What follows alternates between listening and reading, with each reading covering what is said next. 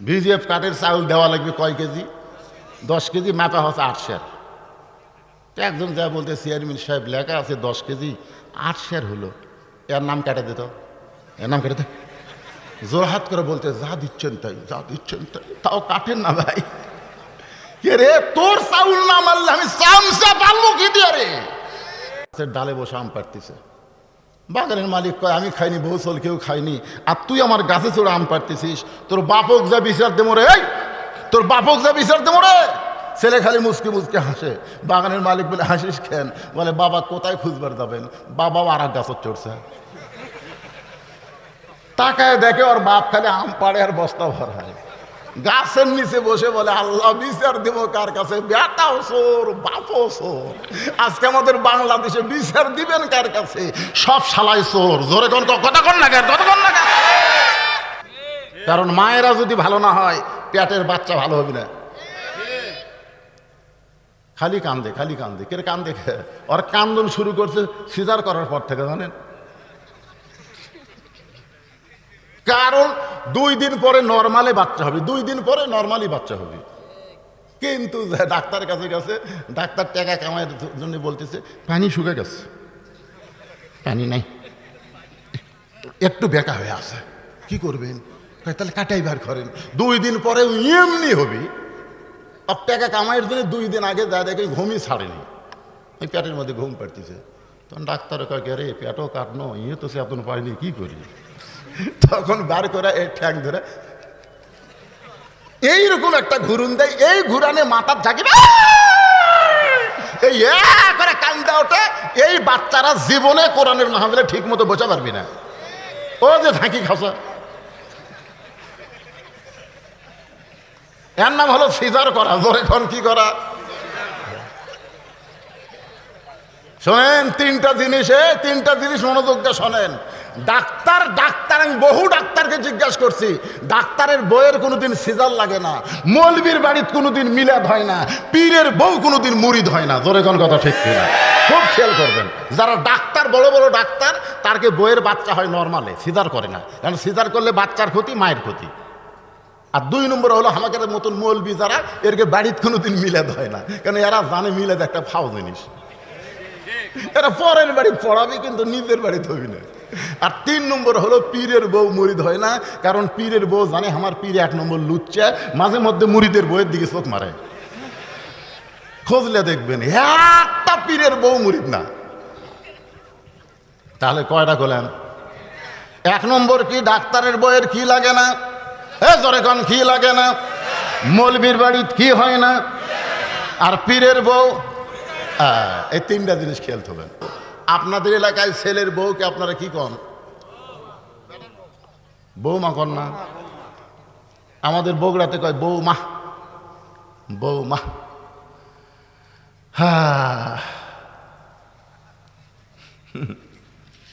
অনেক মুরব্বীরা চিন্তা করতেছে, হুজুর বৌমা, বউ দজ্জাল। আমার শ্বশুর আসবে সোমবারে, আমার শ্বশুর শনিবার থেকে বউ আমার কান গরম করতেছে। আমার বাপ কিন্তু পাতাশি মাছ খায়, আমার বাপ কিন্তু দেশি মুরগি খায়, আমার বাপ কিন্তু ইলিশ মাছ খায়, আমার বাপ কিন্তু এশিয়ার দই মিষ্টি খায়। আচ্ছা ঠিক আছে রে, ঠিক আছে, আমি সব এনে দিলাম। সোমবার সকাল থেকে পাক হচ্ছে, দুপুরবেলার দিকে টেবিল ভরা খাবার, 14-15 আইটেম। আমার শ্বশুর খাচ্ছে, আমার বউ খিলাচ্ছে। আমার শ্বশুর খাবার চাচ্ছে না, বউ জোর করে দিচ্ছে, আর একটু করে খান আব্বা। আমি দূর থেকে দেখতেছি আর আল্লাহ শুকর আদায় করতেছি, মেয়েরা বাপকে কত ভালোবাসে, আলহামদুলিল্লাহ। আমার শ্বশুর রাগ করে বলতেছে, এই জন্যই তো আসবার চাইনি, এত খাওয়া যায়। আসলে আমার কলজা ভরে গেল, মেয়েরা তার বাপকে কত ভালোবাসে। কারণ আমাকে আল্লাহ ছেলে দেয়নি, 3টা মেয়ে দিছে। কিন্তু কিছুদিন পরে আমার এমনই রাগ ধরলো ভাই, আমি দূর থেকে তাকায় দেখি আমার বাপের সামনে 1 থালি বিস্কুট। আমার বাপ খালি বিস্কুট মুখত দেয়, আর কিছুক্ষণ পর পর এই লোক এটি দেয়, বিস্কুট খায়, লোক এটি দেয়। আমি কইলাম, কে রে, বিস্কুট খায় আর লোক দেখি করে? তো দূর থেকে দেখে তার বোঝা যায় না। কাছে এসে আব্বাকে সালাম দিল, আসসালামু আলাইকুম, আব্বা কেমন আছেন? মানে আমি সালাম দিছি, উত্তর নেই। তুই ভালো বিস্কুট চোখে দেশ না? আমি যতবার আসি তোর বউ এক থালি করে বিস্কুট দেয়, খালি দাঁতের সাথে লাগা যায়। আমি চিন্তা করলাম কে রে, তো একটা বিস্কুট নিয়ে আমি মুখত দিয়ে দেখি ভাই এমন ড্যামের ড্যাম হয়ে গেছে, পিঁপড়ে খাবি না, টিকটিকি ছুবি না, আইসটাল পোকা যাবি না। সেই বিস্কুট দিছে আমার বাপক। ওর বাপক কয় আইটিম, আর আমার বাপক দিছে ড্যাম বিস্কুট। সূরা আসর বলতেছে আমিলু সলেহা, তোকে নিয়ে কামল করা লাগবে। আল্লাহ সূরা মুলকে বলেছে লিয়াবলুয়াকুম আইয়ুকুম আহসানু আমালা, তোকে নিয়ে কামলের পরীক্ষা কর্ম। এখন আমি কি করব? চিন্তা করতেছি শ্বশুর আগে না বাপ আগে, শ্বশুর আগে না বাপ আগে, শ্বশুর আগে না বাপ আগে। তখন সূরা বনী ইসরাইল থেকে আল্লাহ বলতেছে ওয়াকাযা রাব্বুকা আল্লা তা'বুদু ইল্লা ইয়াহু ওয়া বিল ওয়ালিদাইনি ইহসানা। আমি আস্তে করে, বাবা কিন্তু বিস্কুট খাচ্ছেই, আমি আস্তে করে ঘরত গেলাম। ঘর যে কি করি, নেক আমল যে করা লাগবে, এখন পরীক্ষা হচ্ছে। যে ঘরের মধ্যে যে বসন্তের তা আমার বউ দৌড়ে এসে দরজাত বলতেছে আপনার শরম নাই, বাবা বসে আছে, আপনার শরম নাই। কুকিলের মতন আমি তোকে ডাকতে চাই। যেই ঘরের মধ্যে আছে আস্তে করে সিটকি তুলে দিচ্ছে। আমার বাপ বলছে আমি এখানে বসে থাকতেই বউ ঘর থেকে সিটকি তুলে দিলি কেন? আমি কইলাম ইন্নাল্লাহা মা'আস সাবিরিন ওয়া তাওয়াসাউ বিস সবর। আব্বা একটু ধৈর্য ধারণ করেন, আব্বা একটু ধৈর্য ধারণ করেন আব্বা। আমার বাপ মনে করছে যে আমি বসে থাকতে বউ তুলে সিটকি লেগে দিল, উল্টা বুঝিছে। কিন্তু আমি তার উল্টা কাম করবো না। আমি নেক আমল করার জন্যে এই জায়গায় হাত দিলাম, নেক আমল। কারণ সরাসরি গন্ধম খাচ্ছে, তো সরাসরি গন্ধম কথা বলতেন না, আদমক তো শরবত করে খিলেছে, আর এই হাওয়া সরাসরি খাচ্ছে। এই জন্য এই জায়গাতে একটু ধরা দরকার। এই জায়গাতে খুব জোরে ধরিনি, আস্তে যেই ধরছি ধরে বলতেছি তুই সকালে মর, বিকালে বিয়ে করবো। তোকে ছাড়া দিলে আর বইয়ের অভাব নাই। দাড়ি লাল হতে দেখে কি বইয়ের অভাব? বহু মেয়ে আমার ভক্ত আছে রে, তাহলে আজই যদি ফেসবুকে দেই যে আমি বউ ছাড়া দিচ্ছি, ভাই একটা বউ চাই, লাইন ধরবি। তুই মরে গেলে তোকে ছাড়া দিলে আমার বইয়ের অভাব নাই, কিন্তু যেই বাপকে তুই ড্যাম বিস্কুট দিছিস ওই বাপ যদি আমার মারা যায় কিয়ামত পর্যন্ত কানলে আমি বাপ পাবো না রে। সঙ্গে সঙ্গে আমার বউ পাঁচ চাপা ধরে বলতেছে আজ থেকে আপনার বাপ আর আমার বাপ একই বাপ। ও আমিরু সলেহা, আমি আর আল্লাহর শপথ কিছুই করিনি, খালি ছেড়ে দিছি, ঘর খুলে দিছি। তাকে দেখে আব্বা নাই, শরমে আব্বা চলে গেছে। এরপরে আব্বা 10-15 বছর বাঁচে ছিল। আব্বা মাঝে মধ্যে আমাকে বলতো বাবা ঘরের সিটকে আটকে দিয়ে তুই যে নেক আমল করছিস রে, এরপর থেকে তোর বউ আমার বউ মা হয়ে গেছে রে, বউ মা রে, বউ মা। তো মাঝে মধ্যে আপনাদের বইয়ের দিকে দেখার দরকার আছে না নাই? জোরে গান আছে না নাই?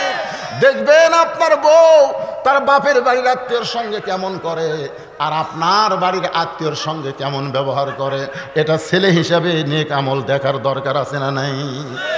নাই। আমার এলাকায় এক মুরব্বী বলতে হুজুর 17-18টা দেখলাম হুজুর, পছন্দ হলো না। আমি কইলাম কে ভাই আবার বিয়ে করবেন? কয় না হুজুর আমার ছেলের জন্যে। তা আপনার ছেলের জন্য আপনি কিভাবে দেখলেন? লাড়া চেড়া দেখছি হুজুর, লাড়া চেড়া হাত লাগিছে, তারপর মাথার চুল লাড়িছে, মানে এগুলা লাড়তে লাড়তেই লুচ্চা হয়ে গেছে। মানে লাড়ার মধ্যেও যে মজা আছে বুঝছেন না? মিন শারিল ওয়াসওয়াসিল খান্নাস, আর ভিতরে খান্নাস বলতেছে আরো লাড়। এখন বেটা বিয়ে করাস না, আরো লাড়।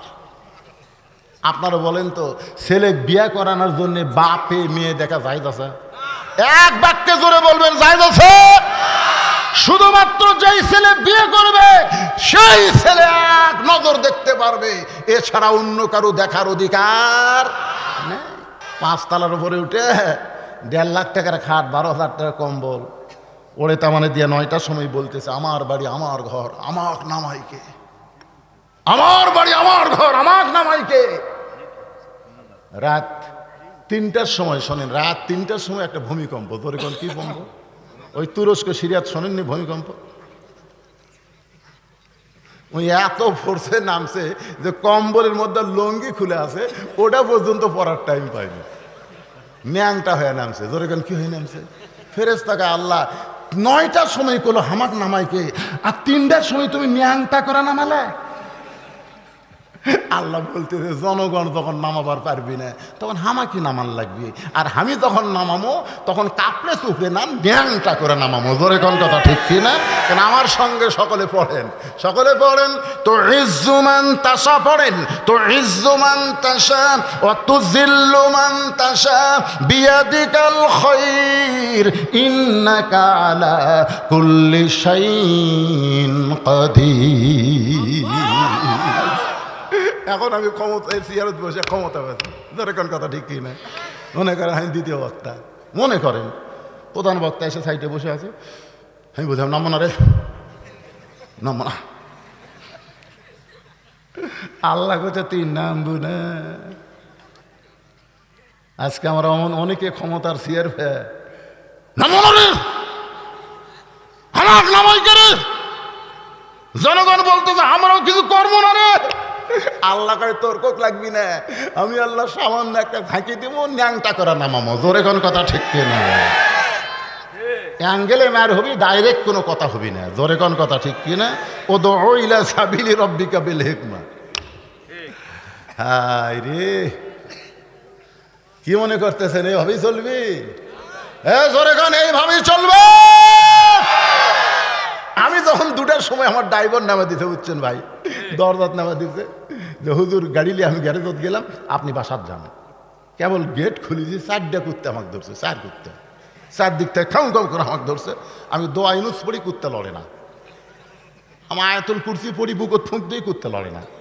ইন্নাহুম ইয়াকিদুনা কায়দা ওয়াকিদু কায়দা, কোরআনে আয়াত পড়ি, তাও কুত্তে আমার কাপড় কামড়ে ধরছে। দোয়া লাগতো না, খালি লাঠি থাকলে এক কুত্তার পাছাত বাড়ি মারলে বাকি 3টা এমনি দৌড় মারতো। জোরে কোন কথা ঠিক না? আজকে বাংলার মুসলমানের খালি দোয়া,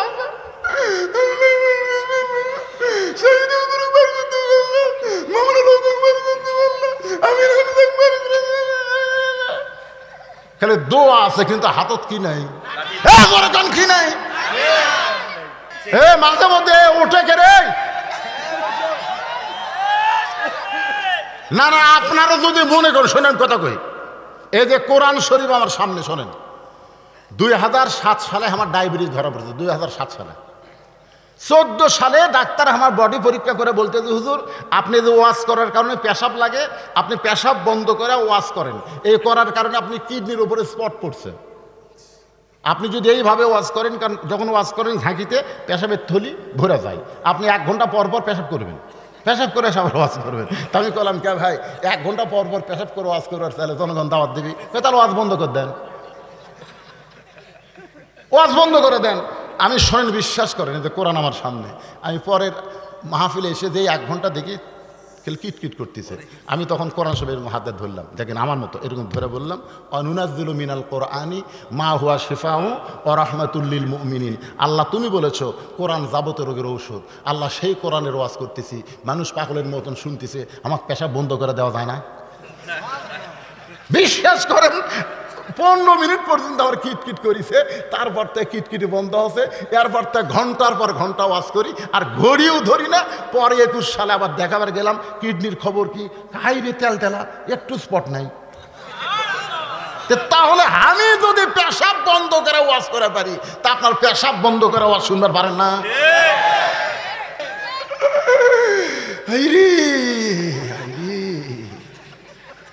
এটা কি শিক্ষামন্ত্রী রে, এই মরিয়া গেলে আর জানাজা পড়বি কে রে? হ্যাঁ, প্রাইমারি 1 তলার থেকে 3 তলা হচ্ছে, আর এই মাদ্রাসার দিকে আবার নেতা মলে দেখবেন অমুক নেতা মারা গেল, অমুক মাদ্রাসার বাচ্চারা হুজুররা এসে কোরআন খতম দিয়ে নেতার নামে দোয়া বক্সায় দাও। তখন আমাকে কিছু মৌলবি বুঝছেন যাই বলে আই রে সেই দিকে যাই রে, বুঝা শোনা নাই রে। কোরআন শরীফ পড়ে নেতার লাশের সামনে কোরআন শরীফ পড়তেছে, তো ফেরেশতাকে আল্লাহ তো কোরআন পড়তেছে, পড়ার সাথে সাথে নেকি তো ওরে কান্দতে লেখা পড়তেছে, কারণ আলিফ 10, বা 10, লাম 10, মিম 10, তো ওরই কান্দতে লেখা পড়তেছে। তাহলে মুই আবার কার জন্য পড়তেছে? আল্লাহ কয় কোরআন মরা মানুষের জন্য লয়। মারাত্মক কথা, কিন্তু কোরআন মরা মানুষের জন্য লয়, কোরআন হলো জীবন্ত মানুষের হেদাতের খোরাক। ধরে কোন কথা ঠিক। কিন্তু বেগম মমতাজ সিয়াসাতটা বলে পড়ে, সংসদে কইছে সিয়াসাতটা পড়ি, বুখারী শরীফ পড়ি। সেই বেগম মমতাজ কইছে ওরে শরীয়তের মাওলানা চোখ দুইটা করলা কানা, মনের পর্দা বড় পর্দা তোমরা খোঁজা পাইলা না, তেতুল হুজুর বুঝলো না। আল্লাহর ওলি আহমদ শফিকে যিনি লক্ষ লক্ষ আলেমের উস্তাদ, সেই আল্লাহর ওলিকে মমতাজ 2 টাকার মমতাজ কইছে তেতুল হুজুর। জোরে কোন কি হুজুর? ও বলতেছে মনের পর্দা বড় পর্দা, মনের পর্দা বড় পর্দা শরীয়তে মানে না, তেতুল হুজুর বুঝলো না। আপনারা বলেন তো মনের পর্দা বড় পর্দা মমতাজ কইছে, কিন্তু মমতাজ কি কোনোদিন কইছে মনের খাওয়া বড় খাওয়া, আসল খাওয়া লাগে না? তাহলে হাতির মতন শরীর কিন্তু মমতাজের হইতো না। আমি মানিকগঞ্জ মমতাজের বাড়ি যাই গান গেছি। ওরে মমতাজ তুমি বুঝলে না, মনের পর্দা বড় পর্দা কইলা, কিন্তু মনের খাওয়া বড় খাওয়া তুমি কোনোদিন কইলা না। মনের খাওয়া বড় খাওয়া কইলে ড্রামের মতন শরীর তোমার হইত না। মমতাজের শরীর একেবারে ড্রাম। ধরে কন কি? আগা মাথা সমান। ধরে কন কথা ঠিক কিনা? দেখিনি মানে কি কয় হুজুর মমতা তো দেখিনি মানে কি কয় রে? সংসদ তুই হামা কর যা তাই কয়, মিজানুর রহমান আজারি সম্পর্কে যা তাই কয়। জোরে কোন কথা ঠিক কিনা? হায় হায়। হ্যাঁ, মনে মনে মনে মনে আমাকে হিরো আলম দাঁড়াছিল, বুঝলেন? আমাকে এই শালা পাগলা ঠিক মতো কথা কর পারে না। উই আবার 2 আসন থেকে এমপির দাঁড়াছে হিরো আলম। ওই আমার কাছে এসে বলতি তো হুজুর দোয়া করেন তো। আমি বল দোয়া তো করবো বারে, তোর মার্কা খারাপ রে, তুই যে এক তারা নিচু এক তারা ভোট দিলে পাপ হবি রে পাগলা। ওটা কিন্তু আমার ভিডিও বানাচ্ছে আপনার, এক তারা তোর খালি মার্কা ভালো হলে তোর ঠকাইকে। মানে মানুষ এখন এমন বিরক্ত হবে ভাই, একটা পাগলা দাঁড়ালেও তাকে ভোট দিবি। তোর এখন কথা কিন্তু এরা এরা এরা খালি মনে মনে